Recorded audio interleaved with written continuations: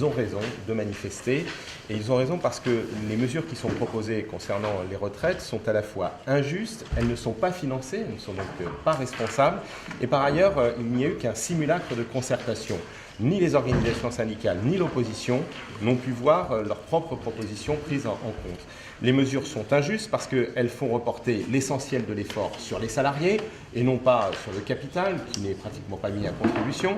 Elles font reporter l'effort sur ceux des salariés qui ont commencé à travailler le plus tôt, à 17, 18, 19 ans, et qui devront cotiser 43, 44 ans pour avoir le droit de bénéficier d'une retraite à taux plein, sur celles et ceux qui ont eu les carrières les plus hachées, les plus difficiles, en particulier, vous le savez, les femmes qui devront attendre 67 ans pour avoir une chance de bénéficier d'une retraite à taux plein. Comment va-t-on faire quand on voit le chômage aujourd'hui chez les seniors? Ça signifie que pour beaucoup d'entre elles, elles ne pourront plus bénéficier d'une retraite à taux plein. Rien n'est proposé sur l'emploi des seniors et rien n'est proposé pour vraiment prendre en compte la pénibilité. Nous disons aussi qu'il y a un certain nombre de Français qui sont prêts à cotiser plus longtemps, qui eux ont eu la chance d'avoir des carrières peut-être plus faciles, qui ont commencé à cotiser tard parce qu'ils ont fait des études et qui, avec des incitations, peuvent tout à fait accepter de prolonger leur présence au travail. Nous faisons des propositions dans ce sens et cela aussi, ça contribuerait à l'équilibre du système de retraite. Mais il faut également prendre en compte la pénibilité réellement et pas simplement comme le fait le gouvernement,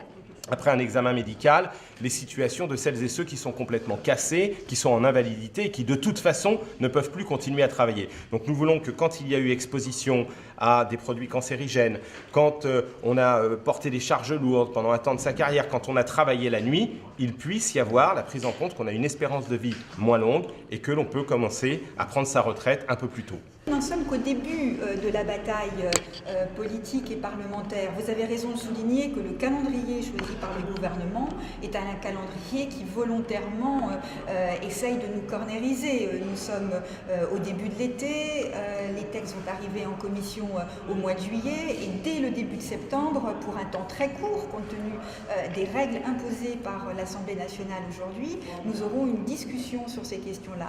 La mobilisation pourra se poursuivre par-delà l'été et que cela peut faire reculer le gouvernement. C'est en tout cas ce que nous souhaitons et c'est l'esprit dans lequel nous engageons cette mobilisation. Nous contestons le projet du gouvernement et nous souhaitons pouvoir débattre aussi du nôtre. Nous ne disons pas simplement non au projet du gouvernement, nous disons voilà ce que nous, socialistes, nous proposons.